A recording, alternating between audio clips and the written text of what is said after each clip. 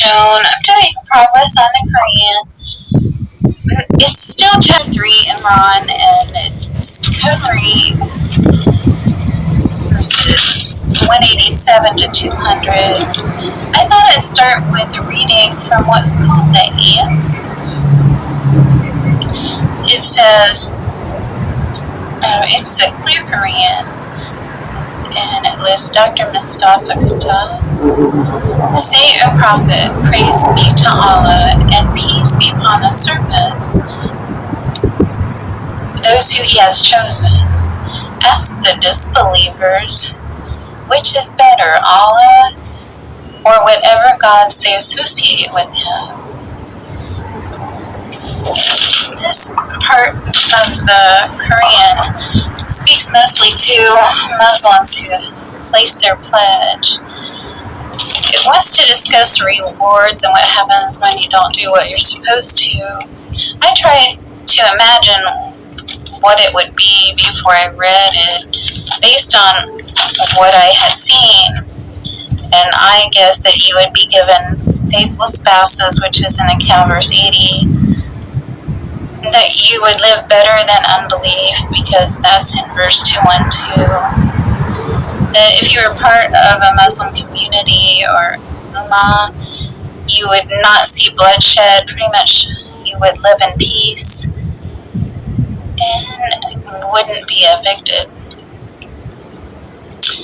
Also, you shouldn't live in fear, because as long as you're doing what you're supposed to, and when you make a mistake, you're repentant, that's what's to happen.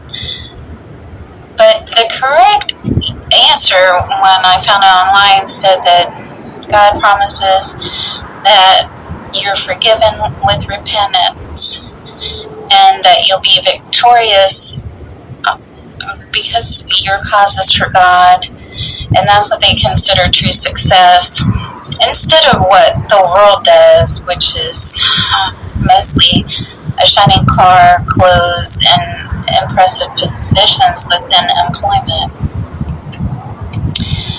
So what happens if you don't do what you should? And it lists God's laws and keeping vows. If you mess up, then there's punishment. Those verses are found in chapter 17, verse 34, and chapter 3, verse 77. It's listing that when you do your pledge, you should profess it publicly, never hide it, and God expects it to be exchanged later for something worldly. It says not to be envious of those with other philosophies, because God does rule and He lets people know. Don't expect those who rejoice in error to go unpunished.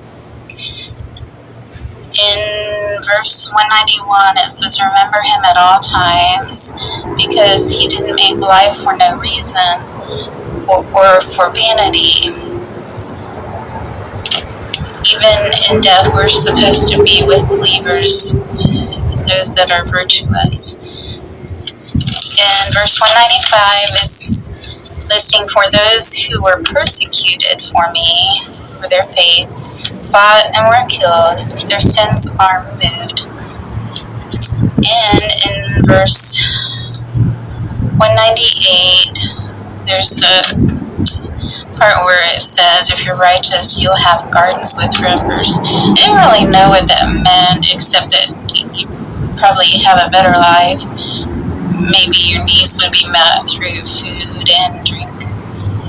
Verse 199, to never give up God's laws for something cheap, because God is swift with justice, His decisions. The last verse is 200, be patient and advocate for patience.